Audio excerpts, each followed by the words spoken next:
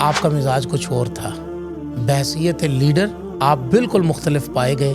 آپ نے اپنے آپ کو وہاں اس مقام پر کھڑا کیا کہ آپ کو جب دیکھا جائے آپ کی سیرت کو بحیثیت لیڈر تو آپ کی سیرت مختلف نظر آتی ہے. بحیثیت آپ کو صحابی دیکھا جائے تو اس وقت آپ کی سیرت بالکل مختلف نظر آتی ہے. اس وقت آپ صرف نبی کی خدمت کے اندر پیش رہتے تھے. آپ یوں کہیں کہ حضور کی زندگی میں حضور میں گم نظر آتے ہیں. ایسے ہی ہے. اور حضور کے بعد پیغمبر تو نہ تھا لیکن پیغمبر جیسا لگتا تھا. کسی نے کہا نا کہ پیغمبر تو نہ تھا لیکن پیغمبر جیسا لگتا تھا.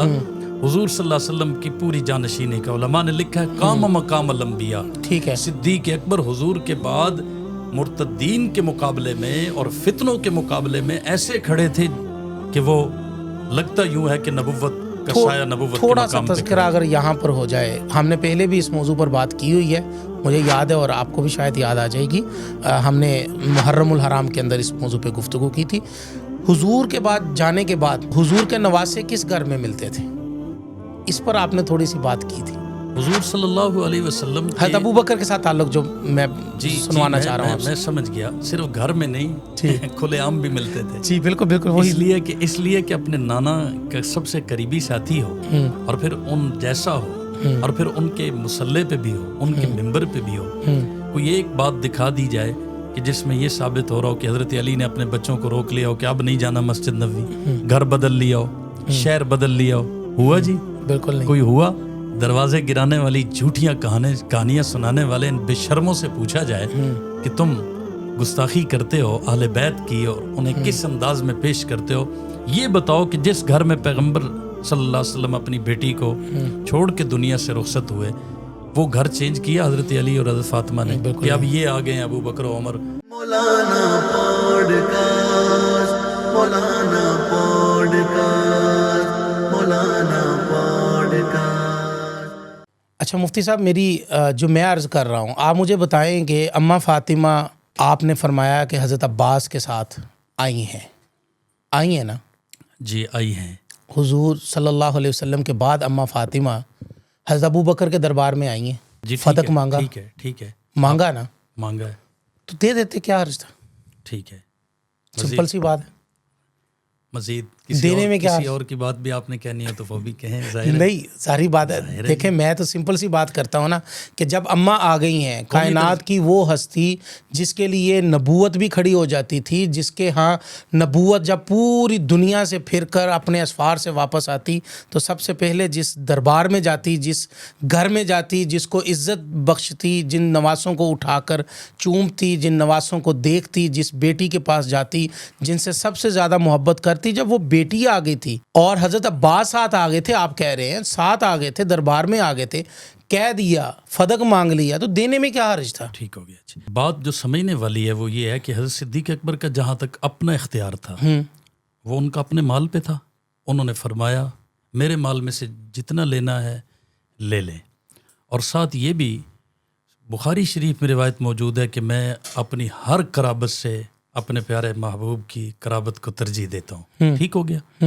سیدنا صدیق اکبر معصوم عن الخطا اور خلیفۃ اللہ نہیں ہیں, یہ ذہن میں رکھیں. ٹھیک ہے. وہ خلیفۃ الرسول ہیں اور ہمارے نزدیک خلیفہ اور امام میں بڑا واضح فرق ہے. جو خلافت اور امامت ہے اچھا اس فرق کو سمجھنا چاہیے. امامت یہ بات میں ذرا نا اپنے ان آڈینس کے لیے کر رہا ہوں. آپ جو کہہ رہے ہیں خلافت ہمارے ہاں ہے, اہل سنت والجماعت مسلمانوں کے ہاں ہے, اور امامت ہے امامت جو اہل سنت نہیں ہے, جو اہل سنت نہیں ہے. آپ یوں کہہ لیں, میں سیدھا کہہ دیتا ہوں نا, اہل تشیعوں کے ہاں امامت ہے. امامت کا نظریہ ٹھیک ہے, وہ کہتے ہیں جی امامت ہے, جی آپ کے ہاں خلافت ہے. اب آپ چلیے کہ جو آپ عقیدہ بیان کر رہے تھے. ان کے ہاں امامت ڈائریکٹ یا آسمانی وحی کی طرح ہے. اوکے. امام مامور من اللہ ہوتا ہے. ٹھیک ہے. ہمارے ہاں نبوت کے بعد امامت نہیں ہے, نبوت کے بعد خلافت. نہیں, آپ نے جو بات کی اس کے اندر تو پھر نبوت, ختم نبوت کا بھی انکار ہے. ختم نبوت کا انکار ہے بالکل. تو پھر آپ لوگ امام کی صورت پھر آپ کے بڑے ان کو ساتھ کیوں بٹھاتے ہیں؟ ہمارے بڑے, ہاں نا, چلیں ہمارے بڑے کہہ لیں. ہمارے بڑے ایک ہے بٹھانا, ایک ہے کوئی خود آ جائے کسی وقت. کبھی اگر ایسا ہوا ہے نہیں, یہ تو کرنا دو چیزیں. دیکھیں ادوار مختلف ہوتے ہیں, جی اس کو سمجھنا چاہیے. جی ظاہر ہے کہ آپ کبھی ہندوستان کہلاتے تھے, آج آپ ہندوستان کا نام لیں 2 دفعہ ذرا لیں تو آپ پہ شک ہوتا ہے. کبھی یہ متحدہ ہندوستان تھا نا, ادوار کا فرق ہوتا ہے, اس چیز کو سمجھنا چاہیے. خمینی انقلاب آنے کے بعد صورتحال تشیع کی کچھ اور ہے, خمینی انقلاب سے پہلے کچھ اور تھی. اب قادیانیت کا فتنہ تھا, برطانیہ کی سرپرستی تھی, اس کا مقابلہ کرنا تھا. کوئی ایسا گروپ خود آپ کے ساتھ آ کے نتھی ہو جاتا ہے. آپ مصلحت اسی میں سمجھتے ہیں کہ اس کو دور کرنے کی بجائے ٹھیک ہے یہ خود ہی آیا ہے. یہ خود آئے ہیں, لائے نہیں گئے. ابھی تو بلائے جاتے ہیں تحریک ختم نبوت میں. جی. اب بلانا غلط ہے. جی. اب وہ ضرورت بھی نہیں رہی ہے. ٹھیک ہے. اب وہ کسی طرح کی کوئی مجبوری نہیں. ابھی بھی آپ مجھے یہ بتائیں کہ بین المسالک ہم آہنگی کے اندر ان کی ضرورت ہے. بین المسالک اور چیز ہے جی. ٹھیک ہے. کفر اسلام کا مسئلہ اور ہے. بالکل ان کا حکم کسی مفتی سے آپ پوچھ لیں قادیانیوں جیسا ہوگا. کم از کم کہہ رہا ہوں, کم از کم آپ پوچھیں کہ یہ کس کیٹیگری میں آتے ہیں. یہود میں آتے ہیں, عیسائیوں میں آتے ہیں, کفار کی قسم میں لکھیں, اور اس میں محتاط مفتی ہوگا نا تو کم از کم ان کو قادیانیوں کے کھاتے میں ضرور رکھے گا. تو قادیانیوں کے بارے میں جو حکم ہے بس صاف سی بات ہے, اسی طرح ان کو بھی دیکھا جائے. میں یہ عرض کر رہا تھا امام معصوم ہوتا ہے, ان کے ہاں امامت چلتی ہے, خلیفہ مجتہد ہوتا ہے. ٹھیک ہے. اب مجتہد کے پاس دلیل کا ہونا ضروری ہے. وہ حکم لاگو نہیں کرتا. یہی تو پاپائیت تھی. پاپائیت کیا تھی اور عیسائی مذہب کیوں باغی ہوا اپنے چرچ سے؟ آکسفورڈ یہ مذہبی سینٹر تھا, یونیورسٹی کیوں بنا؟ پاپائیت لوگوں پہ جبر تشدد, فوراً ارتداد کا فتویٰ, سولی دے دو, لٹکا دو. او بھائی دلیل کوئی نہیں, بس میں خدا کا نمائندہ ہوں. پاپا یہ کہہ دیتا تھا. سمجھ آ گئی جی. اس کے بارے میں اٹھا پھر عیسائیوں میں سے ایک جس کا نام ہے لوٹر مارتھن, اس نے احتجاج کیا اور وہ باغی ہو گیا کہ یہ بھی کوئی مذہب ہے جس میں دلیل کوئی نہیں اور بس میں خدا کا نمائندہ ہوں. ان کے ہاں امام خدا کا نمائندہ ہوتا ہے, ہمارے ہاں خلیفہ رسول کا نمائندہ ہوتا ہے. اس کے پاس دلیل کا ہونا ضروری ہے. یہی حضرت صدیق اکبر کا کمال اور بصیرت ہے کہ آپ نے پہلے فیصلے جتنے کیے وہ دلیل کی بنیاد پہ کیے, اور اس میں کہیں بھی دور تک ایسا کوئی تصور نہیں ملتا کہ جس میں خلیفہ وقت کہہ رہا ہو بس میں نے کہہ دیا تم مانو. نہیں, دلیل دیتا ہے. اس کے پاس دلیل ہوتی ہے, قرآن و سنت کا اتحاد ہوتا ہے, علم ہوتا ہے. حضرت سیدہ فاطمہ الزہرا تشریف لائیں یا پیغام بھیجا, دونوں طرح کی روایات ہیں. 3 طرح کے اموال پہ مدینہ کے مسلمانوں کا گزر بسر چل رہا تھا. ٹھیک ہے. 3 طرح کے اموال میں ایک وہ مال تھا جو بنو نذیر یہود کے قبیلے سے جنگ کے بغیر مسلمانوں کو ملا, جسے مال فے کہا جاتا ہے. یہ بھی مدینہ کے قریب تھا. ایک خیبر کے یہودیوں سے حضور صلی اللہ علیہ وسلم کو جو اراضی ملی اس سے جو پیداوار آتی تھی. اچھا, خیبر کے شمال مشرق کی جانب یہ فدق ہے. فدق کی زمینیں, خیبر کے باغات, یہ 1400 جو اس مارکے میں شریک تھے ان سب صحابہ میں تقسیم ہوئے ہیں. ایک حصہ حضور صلی اللہ علیہ وسلم کو بھی ملا. اب ذرا سمجھیے گا اس بات کو. ایک حصہ حضور صلی اللہ علیہ وسلم کو ملا. آپ صلی اللہ علیہ وسلم اس سے مسلمانوں کے رفاع عامہ کے کاموں میں بھی لگاتے اور اپنے گھر کا خرچ بھی اس سے چلاتے. حضرت سیدہ فاطمہ الزہرا حضور صلی اللہ علیہ وسلم کی ایک ہی بیٹی ہے, حق بجانب ہیں, انہوں نے بات پوچھنی ہے, کرنی ہے. حضرت صدیق اکبر کو انہوں نے بڑا سمجھا ہے. اور یہ صرف حضرت سیدہ فاطمہ الزہرا کا ہی نہیں خیال تھا, امہات المومنین کا خیال بھی تھا کہ حضور درہم و دنانیر تو چھوڑ کوئی نہیں گئے, بینک بیلنس کوئی نہیں ہے. ٹھیک ہے. یہ جائیداد ہی ہے جس سے گھر کا گزر بسر چلتا تھا. ہو سکتا ہے اس میں وراثت جاری ہو. حضرت سیدنا عثمان غنی کو بھیجنے کا مشورہ بھی ہوا ازواج مطہرات کا. بالآخر امی عائشہ صدیقہ, وہی صدیقہ بنت صدیق, مزاج شناس نبوت, انہوں نے کہا کہ نبی کی وراثت مال میں منقولہ جائیداد میں نہیں چلتی. ذہن میں یہ سوال تھا کہ ہو سکتا ہے حضور نے جو کہا ہے کہ وراثت نہیں چلتی وہ درہم و دنانیر اور بینک بیلنس میں کہا ہو, منقولہ جائیداد میں چلتی ہو. اب حضرت سیدہ فاطمہ الزہرا کا یہ سوال اس اعتبار سے حضرت صدیق اکبر رضی اللہ تعالی عنہ نے جو جواب دیا وہ وہی روایت پیغمبر, ارشاد پیغمبر کہ حضور صلی اللہ علیہ وسلم نے فرمایا ہے کہ ہم جو انبیاء کا گروہ ہیں, نحنو معاشر الانبیاء لا نورث ما ترکنا صدقۃ, ہم وراثت میں کچھ بھی نہیں چھوڑ کے جاتے, بالکلیہ کچھ بھی نہیں چھوڑ کے جاتے. جو چھوڑتے ہیں وہ صدقہ ہوتا ہے, وہ صدقہ جاریہ ہے. یہ آپ نے فرما دیا۔ ایک عجیب بات یہ ہے کہ حضرت ابو بکر و عمر پہ الزام لگانے والوں کو شرم نہیں آتی، وہ اس بات کو نہیں سوچتے کہ اگر اپنی بیٹیوں کو دیکھتے نا ابو بکر و عمر، دونوں حضور صلی اللہ علیہ وسلم کی بیویاں ہیں نا، حضرت حفصہ بھی اور حضرت عائشہ صدیقہ بھی، تو پھر بتائیے کہ حضور کی وراثت دینے میں بیٹیوں کا فائدہ تھا نا۔ حضور کی بیویاں، جیسے بیٹی کا حق بنتا ہے تو کسی شخص بیوی کا بھی حق بنتا ہے، اور وہ بیویاں حضور کی، بیٹیاں کس کی ہیں؟ حضرت ابو بکر و عمر کی۔ لیکن انہوں نے ہر طرح کی مصلحت کو بالائے طاق رکھ کے حضور صلی اللہ علیہ وسلم کے فرمان کو مقدم رکھا ہے۔ اور ہمارا عقیدہ ہے جس بچی کی تربیت ایسے ماحول میں ہوئی ہو کہ وہ اپنے بابا کے پاس جائے غلام مانگنے اور والد تسبیح دے دے پڑھنے کے لیے، تسبیح فاطمی، اس بچی کی تربیت پاک پیغمبر نے کی اس انداز سے ہے کہ اپنے وقت پہ اگر کبھی دنیا کی بات آئے اور ایک طرف دین کی بات آئے تو فاطمہ الزہرا دین کو مقدم رکھے گی، دنیا کو نہیں دیکھے تو جو سوشل میڈیا پہ آج کل غیر مسلم یہ بہت کہہ رہے ہیں کہ بھئی اماں پھر ناراض رہیں، لمبا عرصہ ناراض رہیں اور جنازہ بھی نہیں پڑھا گیا اور جنازے میں بھی شرکت نہیں ہوئی، کیا ان کا آپ کیا کہتے ہیں؟ میں پھر بات کو آگے لے کے چلوں گا، یہ بات عجیب بات ہے کیونکہ موضوع نہیں ہے یہ، اس لیے ہم ذرا آگے۔ ناراضگی والی بات کہیں سے بھی ثابت نہیں ہے، ایک راوی کا اپنا احساس اور اپنا خیال ہے، اور اس میں ایسا کوئی عنصر پایا جاتا ہو تو ہم اس کے ذمہ دار نہیں ہیں۔ یہ روایت کے الفاظ نہیں ہیں۔ کلام نہیں کیا، کلام اس مسئلے کے بارے میں نہیں کیا جس مسئلے میں انہیں اطمینان ہو گیا۔ پھر شواہد یہ بتاتے ہیں کہ حضرت امی فاطمہ الزہرا رضی اللہ تعالی عنہا اس معاملے کیسے ناراض ہو سکتی ہیں، اس کو قطع تعلقی کا ذریعہ بنا لیں گی؟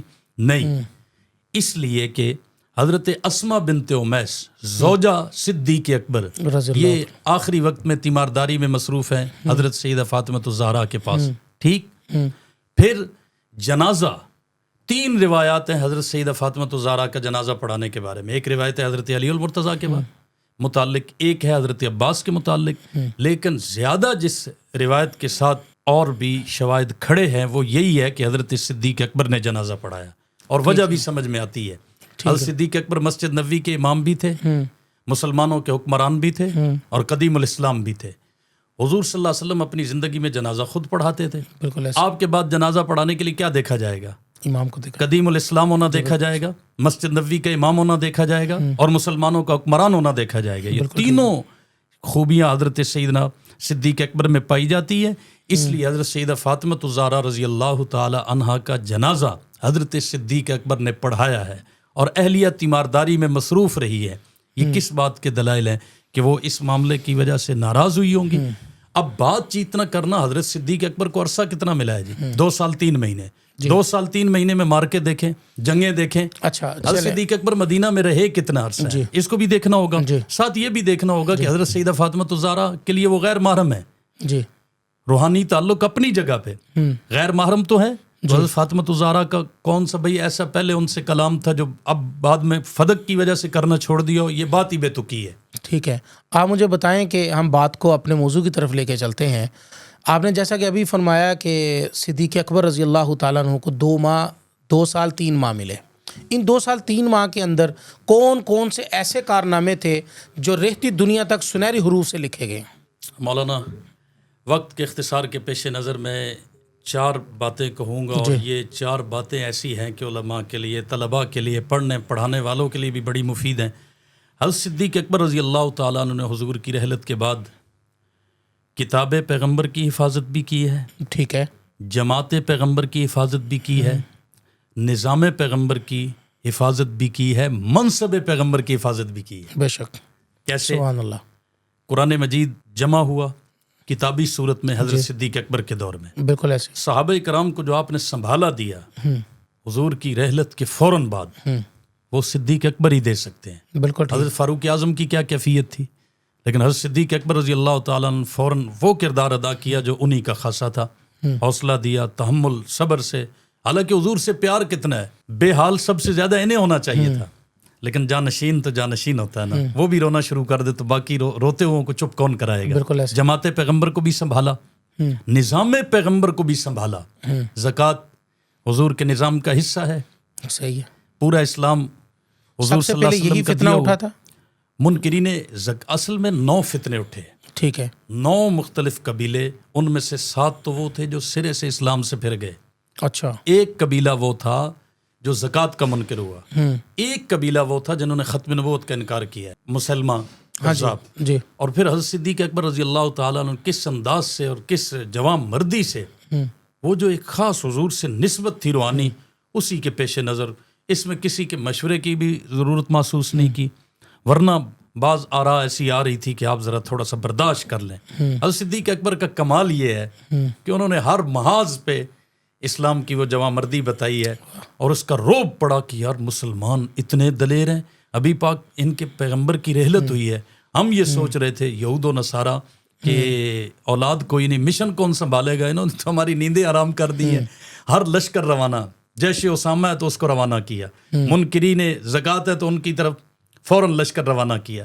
منکرین اسلام ہے تو ان کی طرف روانہ کیا، منکرین ختم نبوت ہیں تو ان کا بھی بر وقت کلا کما کرنا ضروری سمجھا، اور یہ سیدنا صدیق اکبر ہی کا مقام تھا۔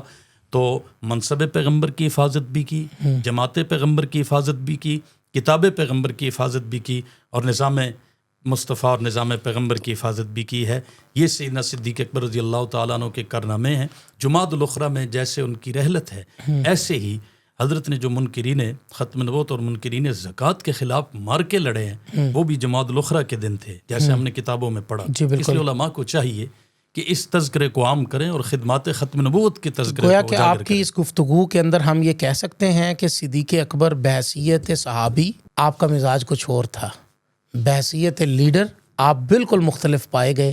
آپ نے اپنے آپ کو وہاں اس مقام پر کھڑا کیا کہ آپ کو جب دیکھا جائے آپ کی سیرت کو بحیثیت لیڈر تو آپ کی سیرت مختلف نظر آتی ہے، بحیثیت آپ کو صحابی دیکھا جائے تو اس وقت آپ کی سیرت بالکل مختلف نظر آتی ہے۔ اس وقت آپ صرف نبی کی خدمت کے اندر پیش رہتے تھے۔ آپ یوں کہیں کہ حضور کی زندگی میں حضور میں گم نظر آتے ہیں، ایسے ہی ہے۔ اور حضور کے بعد پیغمبر تو نہ تھا لیکن پیغمبر جیسا لگتا تھا۔ کسی نے کہا نا کہ پیغمبر تو نہ تھا لیکن پیغمبر جیسا لگتا تھا۔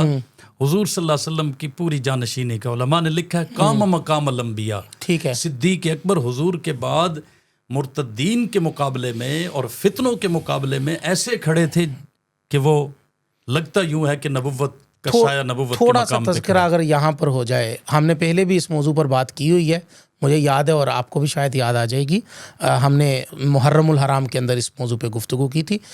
حضور کے بعد جانے کے بعد حضور کے نواسے کس گھر میں ملتے تھے، اس پر آپ نے تھوڑی سی بات کی تھی۔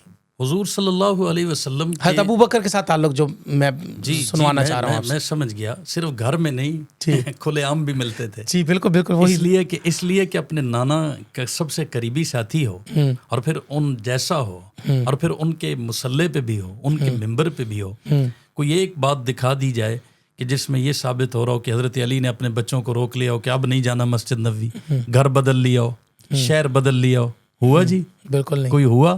دروازے گرانے والی جھوٹیاں کہانیاں سنانے والے ان بے شرموں سے پوچھا جائے کہ تم گستاخی کرتے ہو اہل بیت کی اور انہیں کس انداز میں پیش کرتے ہو، یہ بتاؤ کہ جس گھر میں پیغمبر صلی اللہ علیہ وسلم اپنی بیٹی کو چھوڑ کے دنیا سے رخصت ہوئے، وہ گھر چینج کیا حضرت علی اور حضرت فاطمہ نے کہ اب یہ آ گئے ہیں ابو بکر و عمر، اب مسجد اور محراب ان کے پاس آ گیا، خطابت ان کے پاس آ گئی، امامت ان کے پاس آ گئی، حکومت اور سیاست ان کے پاس آ گئی، ہمیں مدینے سے کوچ کر جانا چاہیے۔ نہیں کیا نا، نہیں کیا۔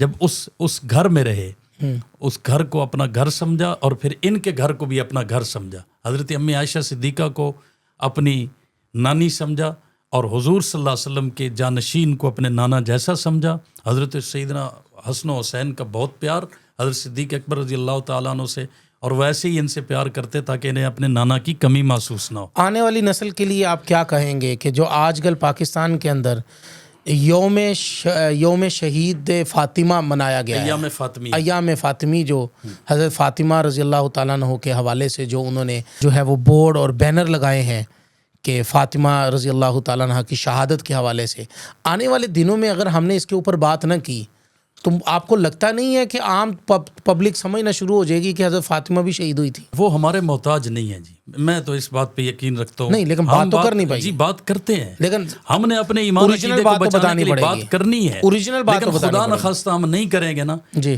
رب خود ہی اس بات کو ایسے ہی اڑائے گا جیسے فدق کی کہانیوں کی حقیقت واضح ہو گئی۔ یہ ایام فاطمی خاص نام گھڑا گیا اس لیے کہ حضرت سیدنا صدیق اکبر اور حضرت سیدنا فاروق اعظم کی اور تو کمی بتائی نہیں جا سکی. حضرت فاطمہ کو شہید قرار دے کے ان پہ ظلم ڈھانے والوں میں حضرت ابو بکر و عمر کو نمایاں رکھ کے پیش کیا جائے، لیکن یہ اللہ پاک ہی نہیں چلنے دیں گے اس بات کو. یہ جھوٹ دجل فریب کب تک چلے گا، کہاں تک چلے گا؟ صداقت صداقت ہے. حضرت سیدنا صدیق اکبر رضی اللہ تعالیٰ عنہ آج جنت میں ہے کہ نہیں ہے؟ بالکل ہے. ہر جگہ دھاندلی ہو سکتی ہے، جنت میں دھاندلی ہو سکتی بالکل بھی نہیں ہو سکتی. تو یہ پھر کیسی بات ہے کہ آج وہ جنت میں آرام فرما ہے؟ اللہ تعالیٰ کی طرف سے ہوا، اور حضور صلی اللہ علیہ وسلم کی اس میں رضا ہے، رغبت ہے، خوشی ہے، آپ کو پیار محبت. اللہ پاک حضور صلی اللہ علیہ وسلم کو جنت میں رکھے ہوئے ہیں نا. بالکل آقا جنت میں تشریف فرمائے تو جنت میں سکون ہوتا ہے. سکون میں اپنے ساتھیوں سے خوشی ملتی ہے نا. تو کوئی دشمن آ جائے تو بندے کا سکون بے چینی میں بدل جاتا ہے. حضور صلی اللہ علیہ وسلم کو ان سے پیار ملتا تھا، اسی لیے اللہ پاک نے انہیں وہاں قرار دیا ہے. بہت شکریہ مفتی صاحب، آپ تشریف لائے اور بڑے اچھے انداز میں بات کی. آخر میں ناظرین میں یہی بتاؤں گا، مفتی صاحب جو بات کر رہے تھے کہ میں جب پہلی مرتبہ عمرے پر جا رہا تھا تو ابا جان رحمۃ اللہ علیہ حیات تھے، تو مجھے کہنے لگے کہ بیٹا جب آپ ریاض الجنہ میں جاؤ نا تو آپ کوشش کرنا کہ وہاں پر جا کر نا دعائیں، جہاں پر انسان روتا ہے، اپنے گناہوں کی معافی مانگتا ہے، دعائیں کرتا ہے، تو وہاں پر روتے روتے نا اللہ سے بات کرتے کرتے یہ بات کہہ دینا کہ اے میرے مالک، تو نے خود ہی کہا ہے کہ جو جنت میں آ جائے میں اس کو نکالوں گا نہیں. میں تو آج جنت میں آ چکا ہوں، اب تو نہ نکالنا مجھے، تو مجھے اسی طرح توفیق دینا. تو آپ کی وہ بات سے میرے دل میں وہ بات آئی تو میں نے کر دی ہے. تو ناظرین انشاءاللہ العزیز یہ پہلا پارٹ تھا، انشاءاللہ العزیز آپ کو لے کے چلیں گے اسی کے ساتھ اس کے دوسرے پارٹ کی طرف، اور کوشش کریں گے کہ اس کے اندر وہ باتیں آپ کے سامنے لے کر آئیں کہ حضرت ابو بکر صدیق رضی اللہ تعالیٰ عنہ کی خلافت کے اندر ہونے والے کارنامے، اور ان کے ساتھ ان کے ہونے والی اسلام کے لیے ان کے جو کام ہیں وہ سارے کے سارے آپ کے سامنے پیش کریں. انشاءاللہ العزیز پارٹ 2 کا آپ انتظار کیجئے اور جڑے رہیے. انشاءاللہ العزیز دیکھتے رہیے مولانا پوڈ کاسٹ. والسلام ورحمۃ اللہ وبرکاتہ.